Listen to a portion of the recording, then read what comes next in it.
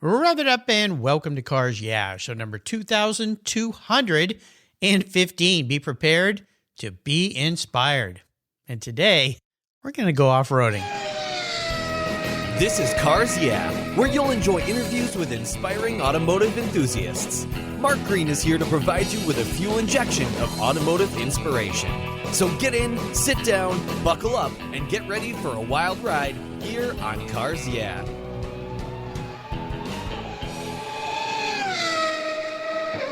Hello, inspiring automotive enthusiasts, and welcome to Cars Yeah. Today I'm in beautiful Parker, Arizona with a very special guest. We're out in the dirt by the name of Jim Beaver. Jim, welcome to Cars Yeah. Do you have any gear, and are you ready to release the clutch?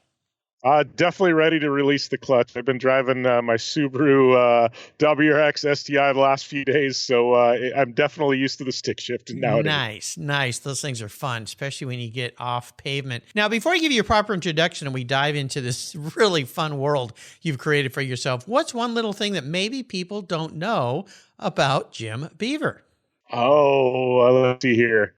Something they don't know. A few of my listeners probably know because we've dove into this topic a little bit here and there, but a lot of people would be shocked to know I'm extremely introverted. And for somebody that does radio and TV for a living and does public appearances and speaking, you wouldn't realize that, but I am definitely extremely introverted. So something people don't know about me, that would probably be it. What? Now, wait a minute. That doesn't make any sense at all with as much exposure as you've created for yourself and your brand and for other people. It begs me to ask, because a lot of people are that way, and it's hard for them to get past that. What kinds of things did you do to overcome that situation? The thing I found out, and it's like, this is funny because I've done a lot of public speaking, and it was like I was talking to somebody at the Off-Road Hall of Fame last year when I was doing that, and here I am in front of a room of 800 people, in Las Vegas, and I'm basically the MC of the whole thing. They go, and I was telling them, I said, to me, it's when I'm up on stage, I'm more comfortable than being in the audience, because in the audience, I have to carry on a conversation with people. If I said I'm on stage, I don't have to worry about anything. I don't have to converse. I can be me. Yes, I'm talking to 800 people, but I'm not really talking to them. You know what I mean? So Right. To me, it's easier to be up there because then I don't have to carry those personal conversations, things like that. It's funny, I was talking with, we had a great show with Leah Pruitt a couple years ago, and she was one of the biggest names in drag racing, right? And she was telling me, she goes, I'm completely introverted just like you. She goes, I have to flip a switch when the camera goes on and bring this personality out. And she goes, as soon as the camera goes off, she goes, I flip the switch and I go back into being just Leah that wants to go sit in the corner. There's a lot of us that have learned to flip the switch in this industry, but I think there's a lot more introverts than people know. Yeah, it's interesting. I saw an interview with Jerry Seinfeld, and I have heard he doesn't really like to be approached by fans. He doesn't like to talk to fans. And I've seen some talks where he even says that. He goes, I don't like to talk to people. And somebody says, well, wait a minute. You talk to people all the time. He goes, yeah, but when you're up on a stage, you're not talking to a person. You're talking to a field of almost things. And they don't engage with you back. So you don't have to interact. You just project like when you're an MC. And I've done that. I've done some public speaking. And you're right. It's kind of like that old thing. Pretend everybody's in their underwear and it'll put you at ease because you're not. So that is the same kind of thing you're telling me. And I think that works for people. And then it slowly starts to translate into one-on-one and helps you be better with people one-on-one, right? Yeah. And, and I have no problem talking with people. I love talking with people and things like that. Sometimes I go into my shell and not on purpose. I'll just sit back and listen to conversations happening at a table, and there'll be 5 or 6 people, and then I'll snap out of it and go, oh, I should be conversing here. And I'm just sitting listening, and it's like I'm not adding anything to it. I'm like, oh, okay, I need to be extroverted, Jim. Let's bring that guy out of shell and engage in this conversation. It's not that I'm not engaged, I'm listening. It's just I'm not responding or talking. And I'm like, oh, I can't be the shy guy in the corner. We need to talk. We need to add to this. Listening is a great talent as well. You learn a lot more that way than speaking, so that's for sure. Well, let me get into your world because you've created quite a life for yourself around your passion. Jim Beaver is the president of JB15 Group, a full-service media, PR, marketing, branding, and motorsports agency representing some of the top athletes and brands in the world. He's a third-generation driver who races as a factory support for UTV driver in off-road racing and formerly raced trophy trucks, those monsters. He was the creator of the RZR Star Car program, where he brought celebrity teams to desert races while exposing them to the off-road culture and helping grow the sport. Jim brings off-road to the masses through the General Tire Jim Beaver Show, formerly known as the Down and Dirty Radio Show. The show airs on Sirius XM, 200 AM/FM networks in the United States, and 500 networks in 177 countries on the American Forces Network globally. Jim is also a franchised eNASCAR owner and owns the Jim Beaver Esports eShort Course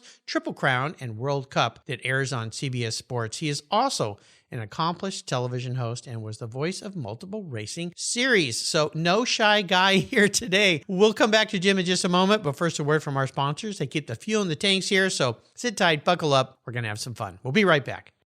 I've enjoyed the quality and variety of Lloyd's floor mats for decades now, and I'm super excited to report that Lloyd's Mat Store is now part of the Covercraft family of products. Car care that protects the things that move you. Lloyd's floor mats are the ultimate in quality and fit with carpet mats, all-weather mats, velour tex, Berber, classic loop carpet, and they're proudly made in the USA. They're designed and sewn with the highest of quality and offer custom fitment for almost any vehicle. There's a wide variety of styles, fabrics, and colors to choose from, and hundreds of licensed logos as well. Protect your vehicle's factory carpets from moisture, dirt, mud, snow, slush, anything that Mother Nature can throw your way. All of your options are quality made, easy to clean, they secure to the floor, and they look oh so good. Check out Lloyd's Mat Store for a wide variety of styles, colors, and options for your vehicle today. And I've got a special deal for you. If you use the code CARSYEAH, CARSYEAH at LloydsMatStore.com, you'll get $10 off. Just use the code CARSYEAH at LLOYDMATSSTORE.com, LloydsMatStore.com, Covercraft and Lloyd's Mats,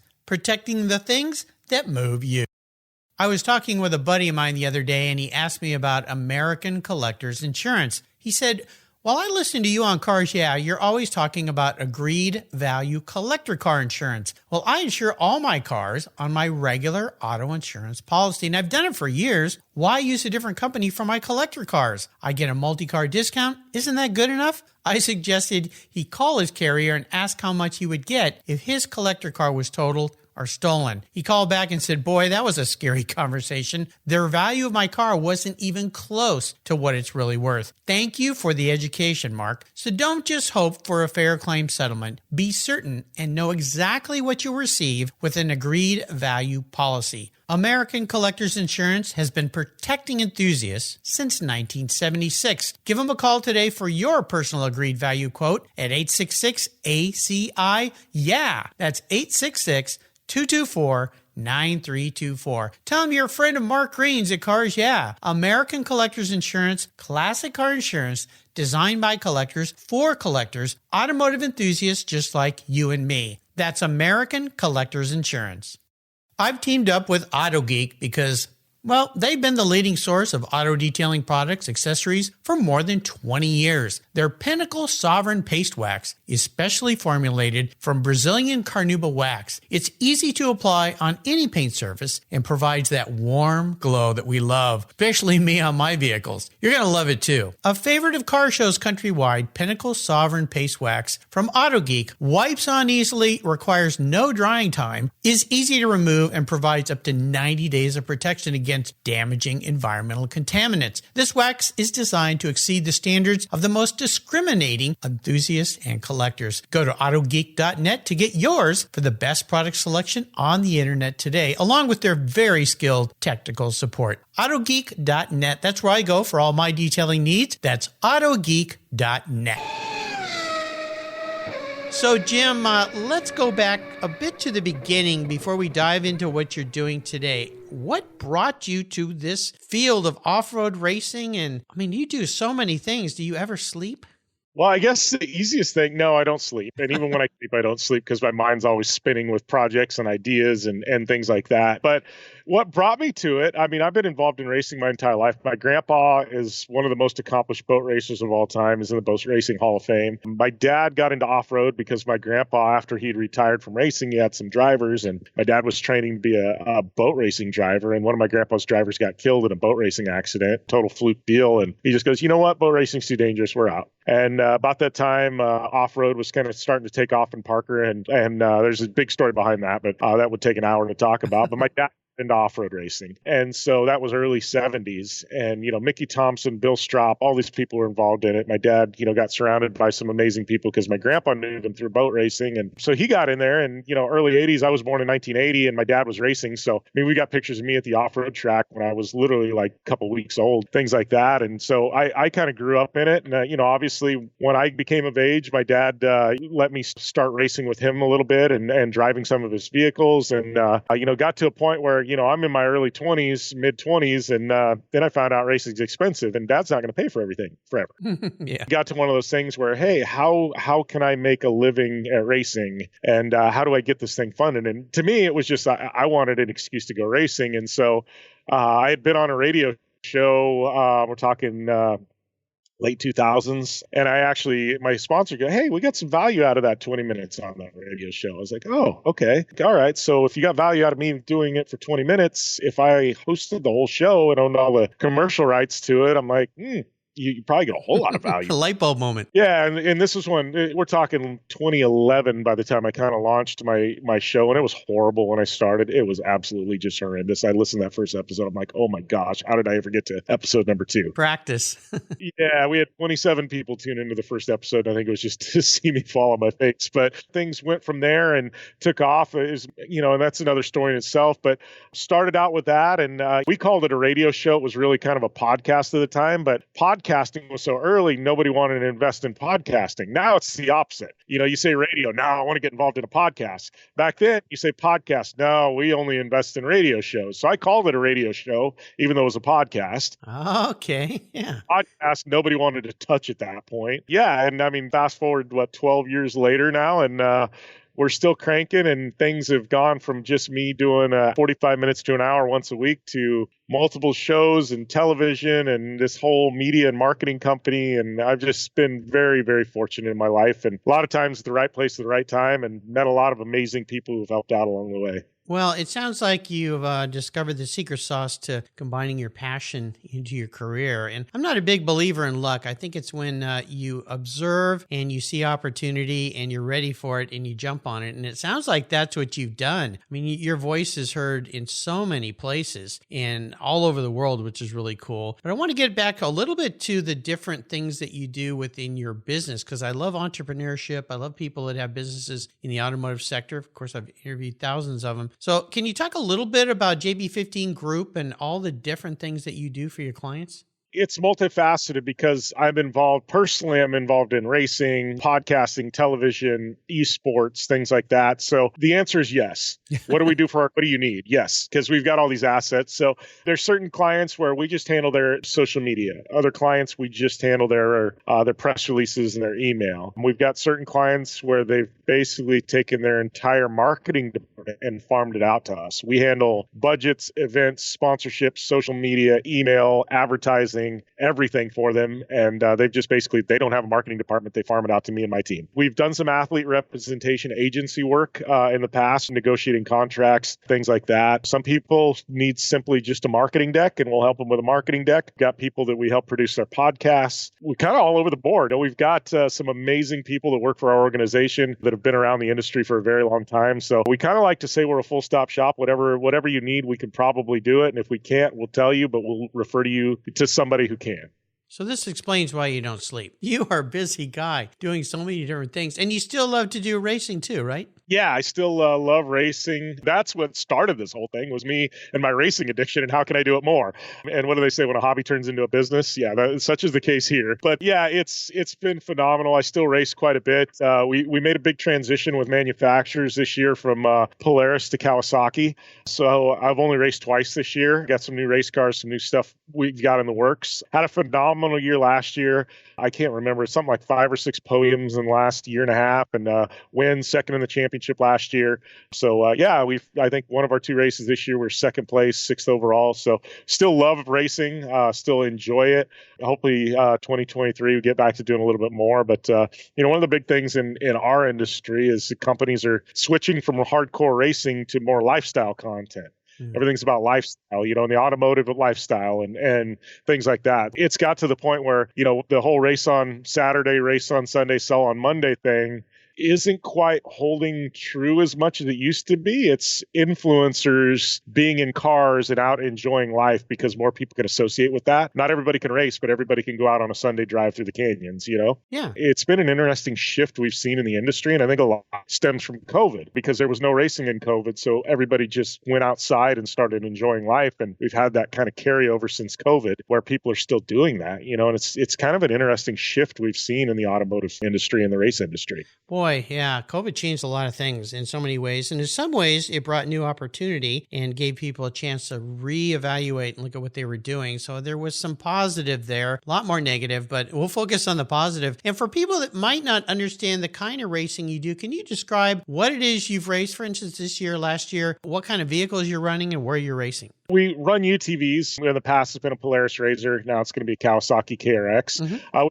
The UTV. It's a desert race. So I raced Baja 500 down in Mexico. Baja 1000 is happening this weekend. Obviously, it'll be last weekend when this airs. But Vegas to Reno, the Mint 400, long form desert races, anywhere from 100 miles to 500, 600, 700 miles in length. So that's what I've grown up doing. In the past, I've raced trophy trucks, which are 900 horsepower, 36 inches of wheel travel. I enjoy it. I've done a little bit of the short course stuff. It's fun, but I'd much rather race for 8 hours than 30 minutes. So it's not for everybody, but it's what I grew up doing, and I still enjoy it completely. Oh, no kidding. Yeah, it's so cool. Well, I want to ask about what I call has been a real driving inspiration. You touched on family, which definitely put that DNA motor oil in your veins. Has there been somebody, a key influencer, mentor, somebody that really has helped you along the way to get to where you are today? I definitely have to say my dad. My dad still this day is my best friend, and we do a lot together. He's got a Ford dealership. It's been in the family for over 100 years, one of the oldest Ford dealerships.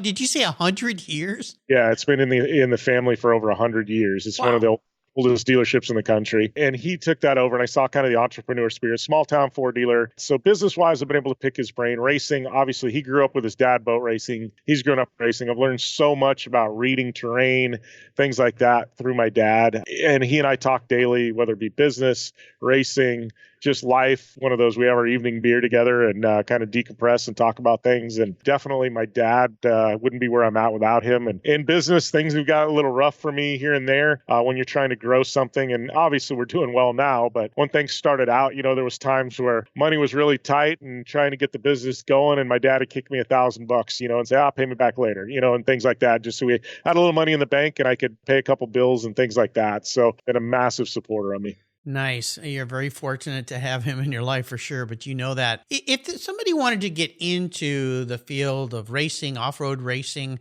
at any level, how would you advise them to get started? Where does somebody go to learn more about all this and get involved? More about off-road racing? Man, there's a lot of places to do it. I would definitely say before you go and decide to race, come out to a race. Desert racing's an interesting beast in its own. Definitely start out with something that's kind of a loop race, something like the Mint 400 or Laughlin, but definitely start out in one of the lower classes. A lot of people immediately go, they've got a lot of money, they're wealthy, and you can go and start in a trophy truck if you want. That's one of the weird things about off-road. Zero experience, you can go all the way to the top class. NHRA doesn't allow you to go run a top fuel car in your first race. IndyCar doesn't allow you to go run the Indianapolis 500 in your first race. You can't go run the Daytona 500 in your first stock car race, but in off-road, some odd reason, we'll allow you to race a trophy truck. Yeah, if you can afford it and build it, you can be here. Yeah, if you've got a big enough checkbook, you can do whatever you want in off-road. But I steer people against that because they get into trouble real quick. And these are definitely very high-end race vehicles. But, there's some stock UTV classes. There's some stock truck classes,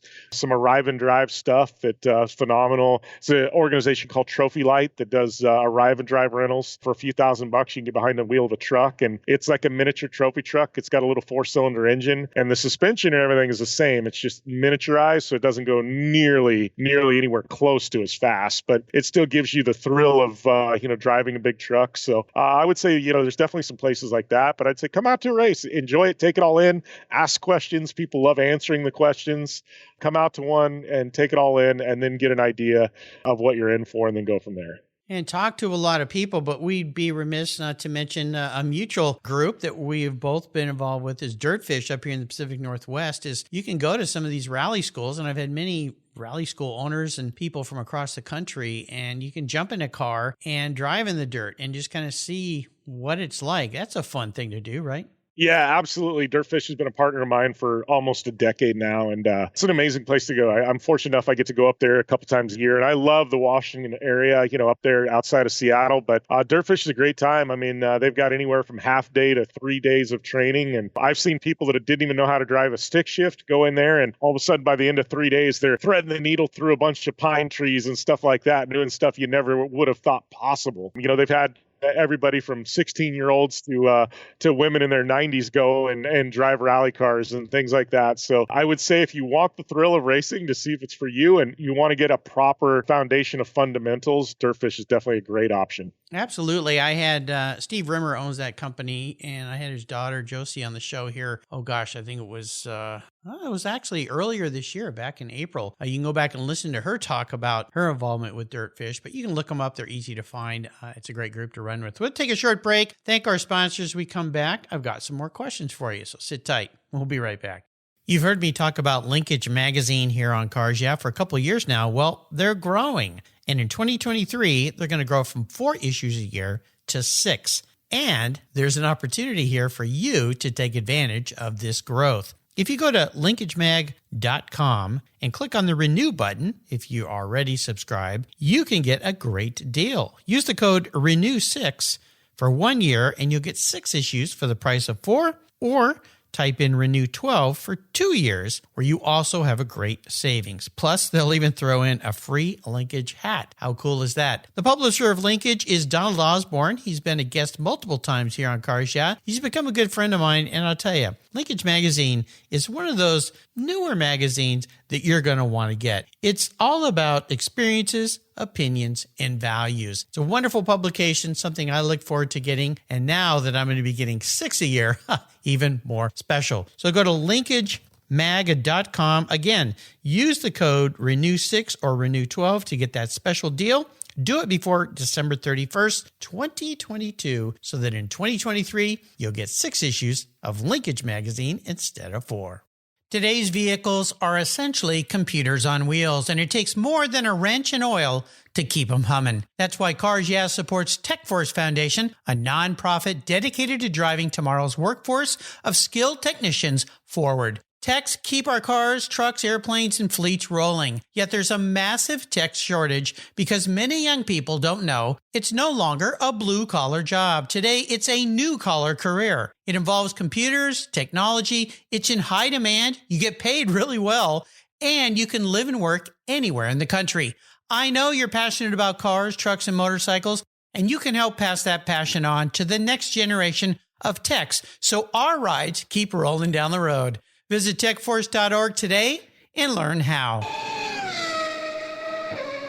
So, Jim, let's talk about obstacles. You talked about when you are starting a business, and for yourself and for everybody, there's some tough times trying to figure out how to get through them. Can you talk about a time in your life when you faced a big challenge or failure? But more importantly, what was that really valuable lesson that you could look back and say, well, I'm kind of glad I went through that. That taught me some great things. Well, I think, the biggest thing in business, and it doesn't matter what business you're in, the biggest thing is I have something I like to say, adapt or die. It's one of those where I truly believe that. I'm always looking where's the next opportunity, things like that. Businesses that start out, regardless of what they do, I can almost guarantee you, 5 years in, 10 years in, you're not doing things exactly the same way, or you're not doing the same thing that you did when you started, because industries change, media changes, consumers change, products change, things like that. So I think, one is always be on the lookout, always adapt, be aware of what's happening in your given industry so you can make changes on the fly. And, I've always got 1, 2, 3 year plan. Like, hey, what can can we do next year to kind of expand, or what do we see coming next year that we need to be aware of? And where do we think we should be 3 years from now? And what should we be doing 3 years from now that'll keep us current? So I think that's one of the big things. But I think, this goes into challenge. I mean, gosh, when COVID hit, I think it was a challenge for everybody. And a lot of people are on their heels. And fortunately enough for us, in our organization, we had enough eggs in multiple baskets where when COVID hit, as nervous as I was, our company thrived during COVID. And, as bad as that was for everybody in the industry and people losing their lives and everything else that happened, our business was in a very good position with the different assets we had in place with esports and podcasting and television and things like that, where when nobody else could produce content, nobody else really had much, we were still able to continue to crank things out. And we actually grew tremendously during 2020 when COVID hit, just because we were so progressive in the way we looked ahead. It wasn't that we knew COVID was coming. It wasn't that anybody knew COVID was coming. But we had enough assets in place where we knew, hey, if something drastic happens and changes in industry, are we still going to be able to keep things afloat? And we had made those kind of changes to our business and put enough eggs in various baskets. So when it did hit, we didn't know what was going to hit, but when it did, we were okay and we were still able to be on our feet. So I think that's one of the biggest things is just forward looking and don't rest on your heels. And, I know a lot of people have the last couple of years had some great years, and it's like, man, they're printing money. Realtors, real estate's printing money. Everybody's making money, right? It's one of those where it's now we see potentially a recession coming, things like that. So as you made money, what did you do to prepare yourself for what's next? And I think that's one of the big things is always preparing for what next, or as I like to say, adapt or die. I love the metaphor here, adapt or die, because it really relates to off-road racing. When you're racing off-road, most of the time you don't know what is quite coming next, and you've got to adapt or die. Where did that boulder come from? Or where did that hill come from? Or these whoop-de-doos weren't here last year. So there's a lot of correlation there to what you just said to business. And yeah, definitely. I saw a lot of people who I've had on the show during the COVID situation figured out alternate ways to stay in business, to do business, and so forth. And you mentioned printing money. We won't get into that too deep, but I think that's part of why we're in the trouble we are in now. Whenever you've got the government printing way too much money, guess what happens? So yeah. And you better be prepared because these recessions will come. I've lived through 4 or 5 of them now. They will come again in the future, so you always got to be prepared. Great advice you've offered there. Bucket list items. If you look ahead, and you're a guy who likes to look ahead, any racer knows you've got to look way down the course. What's coming up in 2023? Do you have some great plans of some fun things you can share with us? Man, we've got some fun projects. Obviously people that follow me on Instagram knows that I guess 2 nights ago I was at the Whiskey A Go-Go in Hollywood. One of the iconic, music venues in the entire world. So I've always wanted to do a project there. So we're working on a potential project there. To me, just actually going and watching a show there is a bucket list. Then possibly doing a project at the Whiskey A Go-Go. To me, it's just, it's an iconic music venue and I love music. So just being able to do a project there and possibly infuse automotive culture into Hollywood and then, rock and roll music scene is kind of fun. So bucket list, I've always wanted to go to the Monaco Grand Prix. Can't say that I'm going this year because my daughter graduates 8th grade during the Monaco Grand Prix, but that's definitely a bucket list. But I am planning on going to Goodwood, the Goodwood Festival of Speed in the UK, and that's been a bucket list of mine for many, many years. So definitely looking forward to going to Goodwood this year. There's just so much. I mean, I would love to go to the Formula One race in Las Vegas. I've looked at ticket prices and hotel room. I'm going, this isn't going to happen. That to me, I saw that. I just went, this doesn't feel good at all. I mean, it seems like massive price gouging. And I did read something that, and this, being around racing, putting on a venue like that in a city like that is so expensive. I mean, so expensive. So I realize there's some costs there they've got to recoup, but I just found that to be utterly ridiculous. Yeah, and that's kind of me. I'm looking at it going, I don't have a problem paying a premium for something that I view as a premium, but at the end of the day, that's just too much. It's like going out to eat at a 5-star restaurant where your meal is $1,000 and you go, there's some point where it's just food, right? Yeah. Yeah, there's a difference in paying $100 for a meal and $1,000 for a meal. Yeah, no kidding.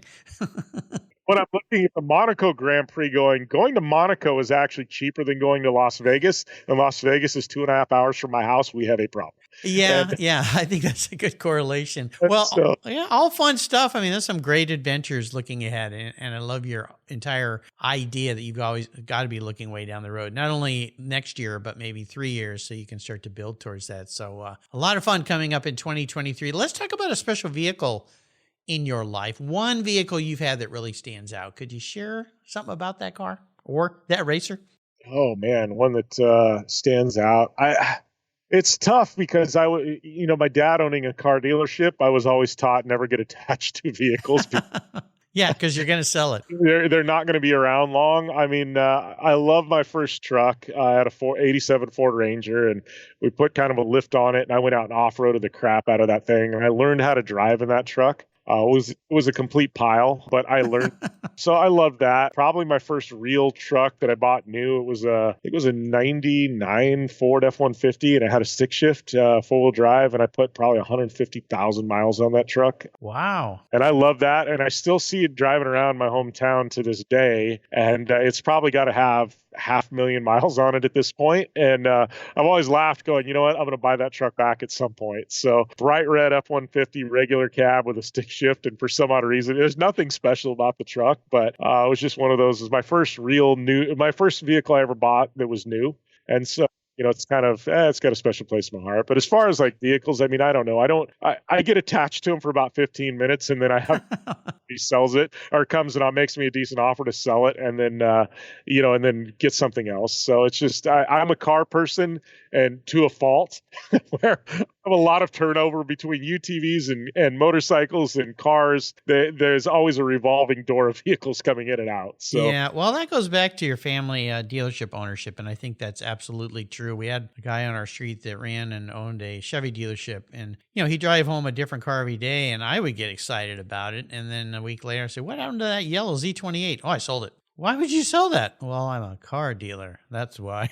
So that's what we do. But yeah, I'm the opposite. I keep cars for a long, long, long, long time. I don't know. I get attached as well, but there you go. You're probably a lot wiser because you've had a lot more experiences. I'm going to be your car psychologist today. I've got a doctorate in this deal. I'm going to crawl into your head. If you were manifest or reincarnated as a vehicle, this isn't what you want to be, though, Jim. This is how you perceive yourself deep down inside. What would you be and why? not what I want to be, because I know what that would be. Well, of course, we all want to be a sexy, sleek something, right? What am I? Probably a little bit, I would say probably a Ford F-150, but you got to get the trim level right, you know? So I kind of that Ford F-150, I'm a workhorse.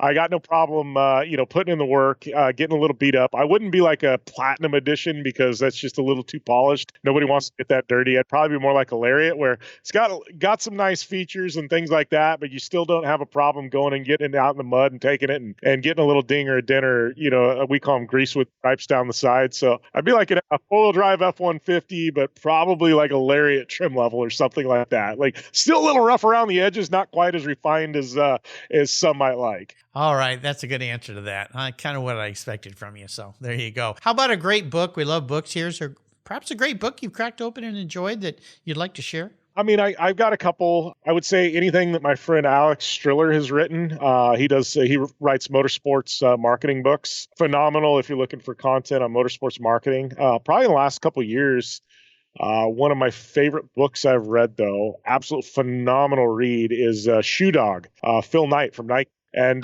talks about the struggles that, starting a company and, literally paycheck to paycheck, and robbing Peter to pay Paul, and, and how Nike, grew from literally a guy, that had nothing to where it is today. And phenomenal read. I would definitely say Shoe Dog, the Phil Knight story, is probably one of my favorite books the last couple of years. A lot of people, and those are great books. There's a couple others about, people super successful that you don't know about their background. Another was Howard Schultz with Starbucks, and One Cup at a Time, or Pour Your Heart Into. I forget the title of that book is, but same kind of thing. But yeah, Shoe Dog is great. You start to realize what it really takes to build an empire like that, and how those breakthrough moments come through, but how close they come almost every day to the whole thing caving in. It's incredible. So 2 great books. Real quickly, how do you spell Alex's last name so I get his books right? Alex Striller. It's Striler.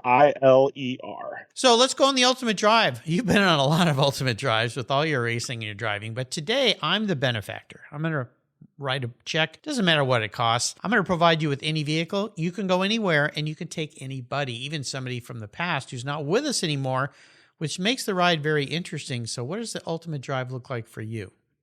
Man, the ultimate drive, I guess, vehicle wouldn't matter as much. Something fun. Biggest thing is I definitely take my grandpa. I had a phenomenal relationship with my grandpa growing up. And, he passed away 11, 12, 13 years ago, kind of before I started my company. And there's been so many times, he was my dad's mentor. And my dad and me and my grandpa were all three very, very close. But my grandpa never got to see kind of this phase of my life. And there's been so many times I've wanted to pick his brain. I wanted to ask him questions. And people that knew my grandpa say I'm a complete mix of my dad and my grandpa, who are both kind of polar opposites. And if you know, I'm literally a 50-50 mix of the two of them. And so, I would definitely say my grandpa would be a blast because he was an adventurer. He was a traveler, very much like me. And I don't know, there's so many places I'd love to go. He loved Europe. It'd be fun to drive around Europe because I've never really experienced Europe, but honestly, just even a coast to coast drive, Los Angeles to New York City type of thing would be fun, I think, with a lot of stops along the way. Yeah, just spending some time talking with him. Fantastic. Well, looks like you got some great pieces of both of your father and your grandpa, which is pretty darn nice. So a nice evolution, if you will. So that would be super cool. Well, you've taken us on a great trip today. I'm really glad that we connected, and I want to do a shout out to a mutual friend, Matt Martelli. He's a past guest here on Cars Yeah at Mad Media. He introduced me to Jim. So Matt, thank you very much. Before I let you go today, Jim, could you share some parting words of wisdom or advice or a mantra that might inspire some folks listening today? Oh man, words of advice. I would just say keep pushing forward. If you're whether you're looking to start a race program, you're looking to start a company, entrepreneur stuff, whatever it may be. I mean, the biggest thing is there's going to be struggles. You got to keep going. There's days when you want to close the doors. Man, there was more days than not, and honestly, Matt was, you mentioned Matt Martelli. He was a very close friend of mine. He was one of the guys that kept going. And, I'm 6 months, 2 years in. Things are rough. Matt just said, Jimmy, you just got to keep pushing. He goes, guarantee you, 3 to 5 years from now, he goes, we're going to be having completely different conversations. And he, right. I just kept pushing, and you're going to have bad days. You're going to have bad weeks, bad months, bad years. Yeah. But if you just keep pushing on, there is light at the end of the tunnel. You just may not see it right now, but at some point the light will be there and it'll get brighter and brighter. So you just got to keep pushing on. Absolutely. It's akin to what I've interviewed hundreds of racers, and every one of them says a similar thing or these words: never, ever, never, ever give up. And keep pushing forward, the words of a racer, words of a great business person. So thanks for that advice. How can people learn more about JB15 Group and everything you do? Yeah, obviously you can go follow me on social media. It's at JimBeaver15. That's the easiest way. Obviously, I've got a bunch of, I've got a link tree in my account, some of our business accounts. On the web, it's JimBeaver15.com. A lot of contact info there. We've got a staff writer, so lots of daily motorsports content. All of our radio shows are posted there. You can go to Apple Podcasts, Jim Beaver Show, give us a subscribe there. We're all over SiriusXM 217, Saturdays and Sundays. You can find that info out on our website as well. There you go. Yes, you are everywhere. That's very cool. Well, Jim, hey, thanks for spending time with me. You taught me a lot today, and I've really, really enjoyed our talk. Until you and I talk again, I'll see you probably somewhere down a dirt road. All right. Thanks a lot, Mark. You're welcome. Thank you so much for joining us on today's ride here at Cars Yeah. Drive on over to carsyeah.com to find show notes and inspiring automotive fun. Download your free copy of Filler Up, a fun book filled with gorgeous photographs of fuel filler fun, including quotes from more inspiring automotive enthusiasts.